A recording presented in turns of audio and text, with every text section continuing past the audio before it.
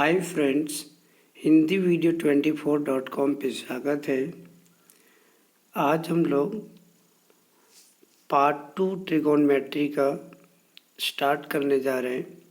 इससे पहले पार्ट 1 में जो हमने बताया था, अगर जिस किसी ने नहीं देखा होगा तो उसके लिए मैं क्या कर रहा हूँ, थोड़ा यहाँ डिस्कस कर देता हूँ कि क्या क्या मैंने बता चुका था। तो देखिए, पार्ट 1 में हमने सबसे पहले कहा था कि ट्रिगोनमेट्रिक रेशियो ट्रिगोनमेट्रिक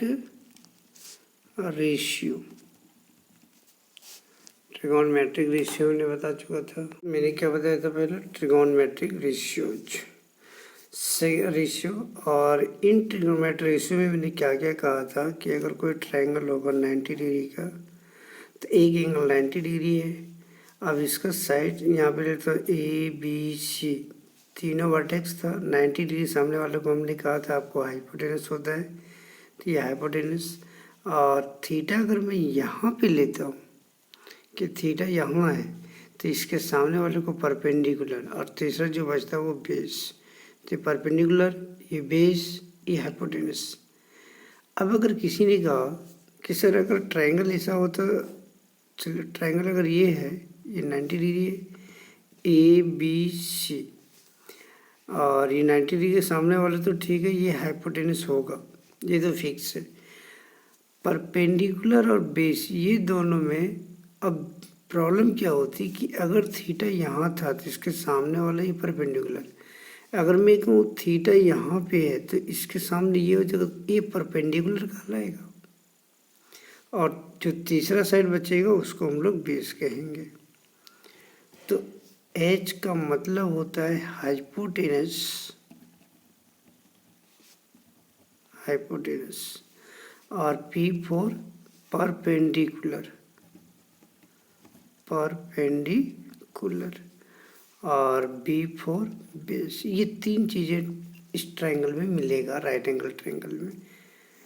अब कहो कि राइट एंगल ट्रायंगल ही क्यों लेते हैं आपने? तो देखो, ट्रिगोनमेट्री का मतलब मैंने बताया था कि ट्राई मतलब थ्री, कोण मतलब साइड, और मेट्री मतलब मेजरमेंट। मतलब तीन साइड से जो फिगर होंगे उसका मेजरमेंट करने का तरीका को ही ट्रिगोनमेट्री कहते हैं।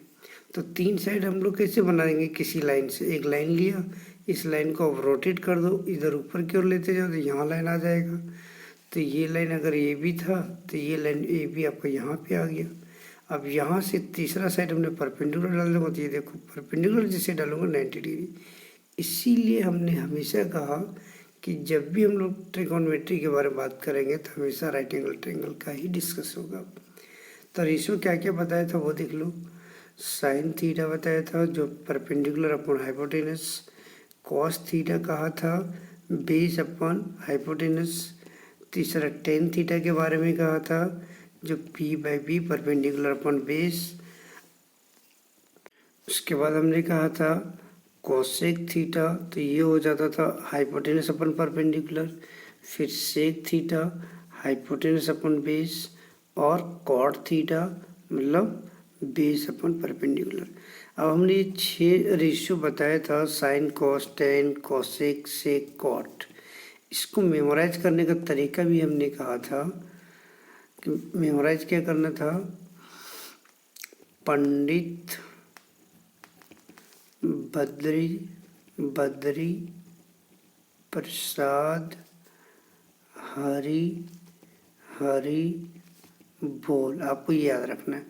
पंडित बद्री प्रसाद हरि बोल। आप कहोगे ये इसका मीनिंग ये क्या है? तो ये जो पंडित में P है, बद्री में B स्टार्टिंग लेटर, प्रसाद में P, हरि में H, और इसका बोल में B। तो ये क्या है कि ये जो हमने लिखा इसको अब इस तरीके से अरेंज करो। P पहला लेटर, फिर बद्री का B, फिर प्रसाद का P, हरि का H, और बोल का B। तो देखो, तो P/H साइन का था, तो ये P/H आपका जो होगा ये साइन का हो जाएगा, और ये P/H हो जाएगा कॉस थीटा का, और P/B हो जाएगा टेन थीटा का। इसी का B/P उल्टा करेंगे, B/P तो ये हो जाएगा कॉट थीटा, और H पे B करेंगे तो सेक थीटा, और एच बाई पी करेंगे तो कोसेक थीटा। इन छः को मेमोराइज करने का सिर्फ इतना ही है। पंडित बद्री प्रसाद हरी हरी बोल, ये पहला चीज़ मैंने बताया था। उसका दूसरा चीज़ हमने कहा था कि इसको रिमेंबर करने का तरीका। अब आते हैं जो दूसरा चीज़ हमने कहा था, बेसिक आइडेंटिटी। Basic identity. अब बेसिक आइडेंटिटी क्या क्या बताया था? बेसिक आइडेंटिटी में हमने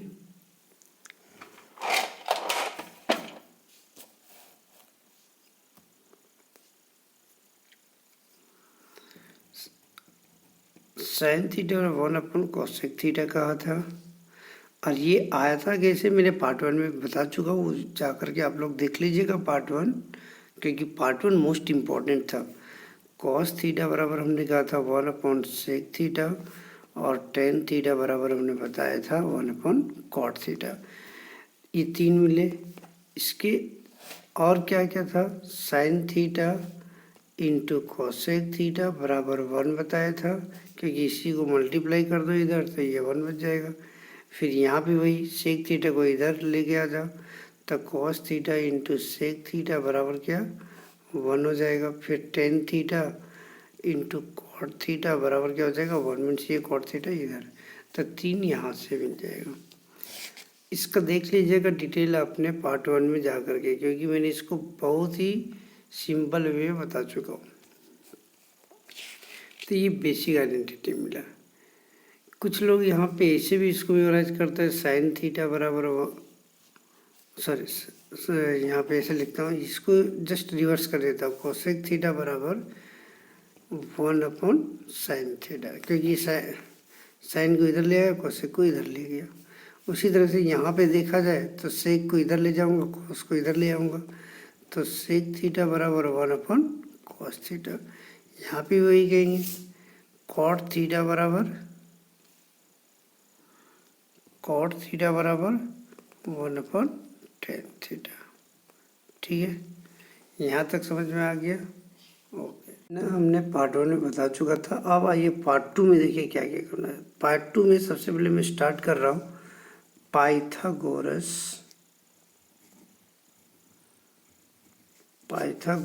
थ्योरम। पाइथागोरस थ्योरम क्या होता है, एक राइट एंगल ट्रायंगल बनाया पहले, ABC नाम का एक राइट एंगल ट्रायंगल है, B राइट एंगल था।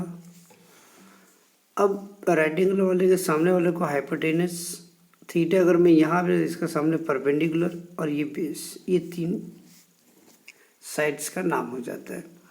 तो इन तीनों के बीच का जो रिलेशंस होता है, तो वो कहता है कि जो हाइपोटेनस है, हाइपोटेनस का स्क्वायर करोगे तो परपेंडिकुलर का स्क्वायर और बेस के स्क्वायर, मतलब इन दोनों साइड्स के स्क्वायर के सम के बराबर होता है। इसको आप ऐसे भी लिखो, ये हाइपोटेनस AC है, AC का स्क्वायर, P जो साइड है वो BC है तो BC का स्क्वायर, और जो बेस है वो साइड कौन सा है AB प्लस AB का स्क्वायर। तो आप इसको मेमोराइज कर लो, क्योंकि जो हाइपोटेनस है उस साइड्स के स्क्वायर जो होते हैं वो बराबर होंगे परपेंडिकुलर साइड्स के स्क्वायर प्लस बेस साइड्स के स्क्वायर के बराबर, दोनों का सम। ठीक है, ये समझ में आ गया।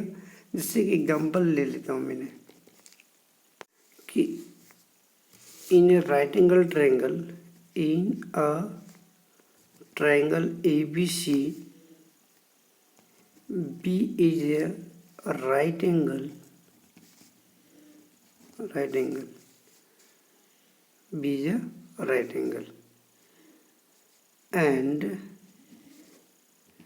AB is equal to 4 centimeter, BC is equal to 3 centimeter, then AC is equal to what? अगर ऐसा प्रॉब्लम दिया जाए, मीन्स क्या कहा कि एक ट्रायंगल है ABC, B right angle triangle है, साइड AB का वैल्यू 4 सेंटीमीटर है, BC साइड का वैल्यू 3 सेंटीमीटर है, तो AC का वैल्यू क्या होगा। तो देखिए, तो यहाँ पे हमने इस तरह से बना देता हूँ, पहले एक ट्रायंगल ABC करें कि B राइट एंगल होना चाहिए, बना दिया हमने। अब कहोगे सर यहाँ पे ये ऐसा लिखा था, कोई बात नहीं, जो मोस्ट इम्पोर्टेंट था बी राइट एंगल सिर्फ उसी को, बाकी ए सी को, ए इधर सी इधर, या तो किसी ने लिखना चाहे तो इधर भी ए लिख सकते हैं और इधर सी, दोनों में कोई आंसर इफेक्ट नहीं पड़ेगा। अब यहाँ पे कह रहा है कि ए बी बराबर 4 सेंटीमीटर और बी सी बराबर 3 सेंटीमीटर, तो इसका वैल्यू कितना था। अब यहाँ पे हम लोगों को करना क्या है कि देखा जाए, देखने से पता चल रहा है कि ये राइट एंगल ट्रायंगल है। तो राइट एंगल ट्रायंगल में हाइपोटेनस का वैल्यू पूछा जा रहा था। हाइपोटेनस स्क्वायर बराबर क्या, अकॉर्डिंग टू पाइथागोरस थ्योरम। अब यही कहोगे अकॉर्डिंग टू पाइथागोरस थ्योरम, आप हाइपोटेनस का स्क्वायर बराबर परपेंडिकुलर का स्क्वायर प्लस बेस का स्क्वायर। अब यहाँ पे ए बी का वैल्यू कितना है 4, तब 4 का स्क्वायर, बी सी का वैल्यू कितना है 3, तो 3 का स्क्वायर। 4 का स्क्वायर मैंने 4 दो बार मल्टीप्लाई करोगे तो 16, 4 इंटू 4, 3 दो बार मल्टीप्लाई करोगे तो 9, 16 और 9 कितना हो जाएगा 25। तो ये ए सी स्क्वायर के बराबर था, इधर तो कोई चीज़ नहीं हुआ। अब अगर स्क्वायर को उधर लेके जाता हूँ तो ये अंडर रूट हो जाएगा, तो अंडर रूट ऑफ 25 और अंडर रूट ऑफ 25 का वैल्यू कितना होता है 5, तो ए सी का वैल्यू कितना मिला 5 सेंटीमीटर। आए समझ में? ओके, एक और क्वेश्चन लेते हैं। In a triangle A B C, B is a right angle and B C बराबर 7 सेंटीमीटर, ए बी बराबर 24 centimetre, then find the value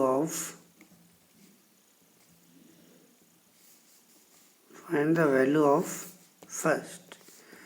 sign A का वैल्यू कितना होगा, कॉस ए का वैल्यू क्या होगा सेकेंड, साइन सी का वैल्यू कितना होगा और कॉस सी का वैल्यू कितना होगा, ये आपको निकालना। ये एनसीईआरटी के क्वेश्चंस, बुक्स का क्वेश्चंस दिया हुआ है, ठीक है, सेम क्वेश्चंस। अब यहाँ पे देखिए सॉल्व कैसे करना है हम लोगों को। सबसे पहले क्वेश्चंस को समझिए, कहना क्या चाह रहे हैं। हाँ, अब क्वेश्चंस यहाँ कहता है कि ट्रायंगल ए बी सी है जिसका एक बी राइट एंगल है और एक साइड दिया हुआ बी सी बराबर 7 सेंटीमीटर, ए बी बराबर 24 सेंटीमीटर। तो साइन ए का वैल्यू बताइए, कॉस ए का वैल्यू बताइए क्या होगा, साइन सी का वैल्यू क्या होगा और कॉस सी का वैल्यू क्या होगा। तो हम लोग यहाँ पे करना क्या है, हम लोगों को सबसे पहले एक राइट एंगल ट्रायंगल बना लीजिए।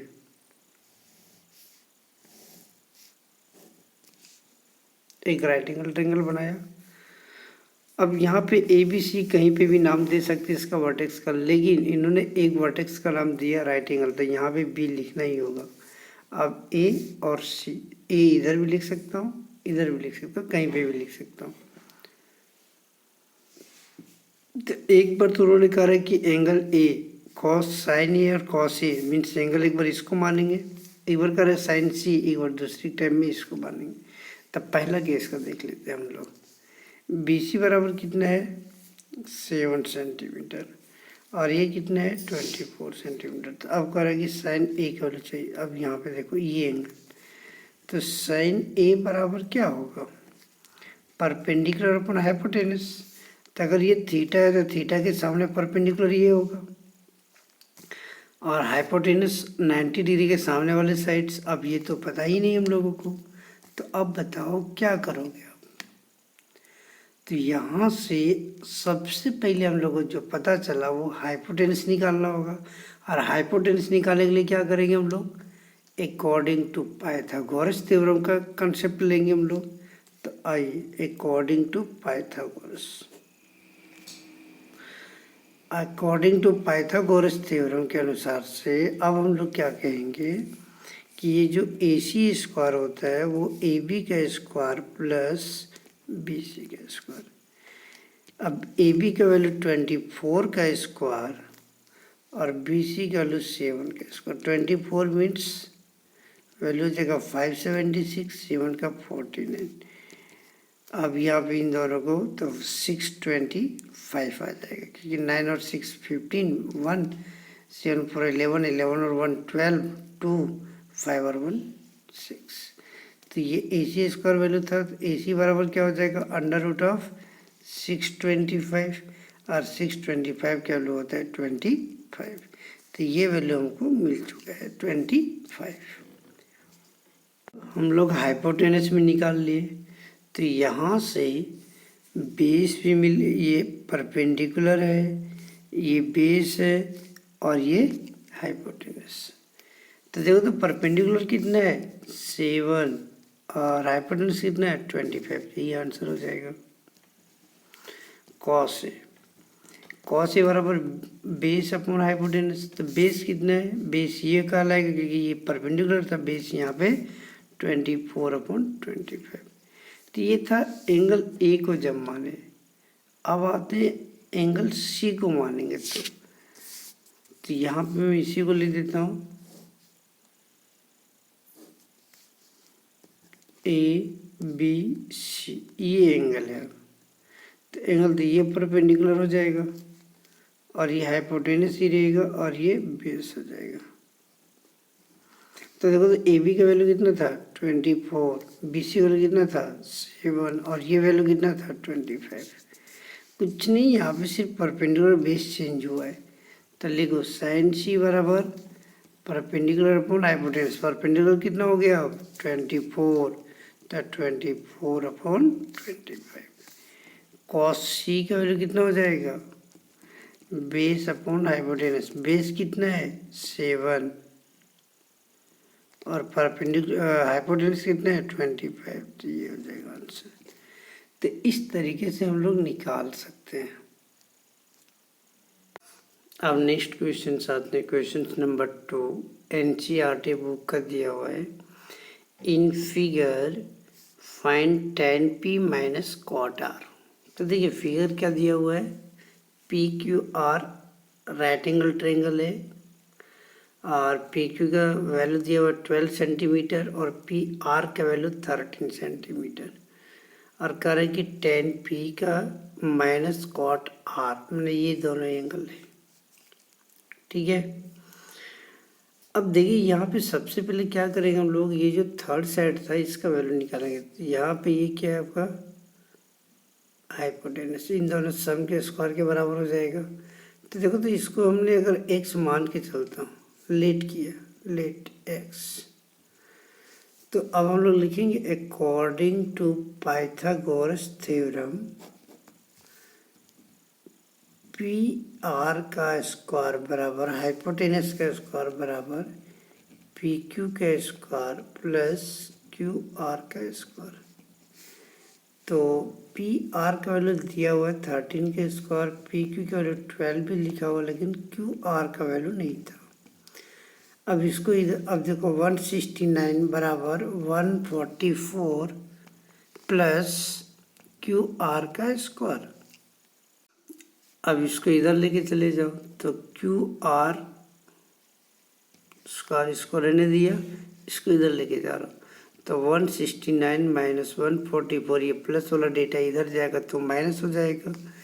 तो इसको माइनस करके देखो तो ये 5 और ये 2, तो क्यू आर बराबर स्क्वायर को हटा दे दो तो अंडर रूट हो जाएगा और इसका वैल्यू 5 होगा। अब हम कह सकते हैं कि यहाँ पे जो वैल्यू मिला हम लोगों को, पी क्यू बराबर 12 सेंटीमीटर, पी आर बराबर 13 सेंटीमीटर और क्यू आर बराबर 5 सेंटीमीटर। अब देखिए, अब हमको निकालने के लिए कह रहा है कि tan p। अब याद करो, आपने, मैंने आप लोग को एक चीज़ बताया था, पंडित बद्री प्रसाद हरी हरी बोल, यही था। ये साइन था, साइन थीटा, ये कॉस थीटा और ये टेन थीटा, मतलब परपेंडिकुलर अपॉन बेस। और इधर उल्टा चलेगा तो ये कॉट थीटा, ये सेक थीटा और ये कोसेक थीटा। तभी हम लोग को सिर्फ यहीं से मिल रहा है टेन और कॉट का। तो अब आते हैं हम लोग tan P minus cot R. तो टेन पी इसको एंगल मानेंगे हम लोग, तो ये परपेंडिकुलर ये हो जाएगा परपेंडिकुलर एक्स, तो यहाँ पे क्या है परपेंडिकुलर 5 निकला। तो परपेंडिकुलर अपॉन बेस, और यहाँ पे बेस अपॉन परपेंडिकुलर। अब देखो तो परपेंडिकुलर एंगल पी है, एंगल पी क्या है, परपेंडिकुलर कितना है 5 और बेस कितना है 12, क्योंकि ये हाइपोटेनस होगा तो ये 12। फिर बेस, अब यहाँ पे कॉट आर ये एंगल हो गया, एंगल यहाँ पे ये है, तो क्या करोगे इसके सामने ये परपेंडिकुलर हो गया, तो ये परपेंडिकुलर ये हाइपोटेनस ये बेस हो जाएगा। तो बेस हमको लिखना है, तो बेस कितना है 5 और परपेंडिकुलर कितना है 12। अब दोनों सेम वैल्यू माइनस हुआ है तो 0, तो आंसर 0 हो गया। इसलिए यहाँ पे 5/12 minus 5/12 that means 0 answer this. तो इस तरीके से प्रॉब्लम को सॉल्व कर सकते हैं। अब हम लोग नेक्स्ट पार्ट में देखेंगे, इसके आगे क्वेश्चंस भी देखना है। Thank you.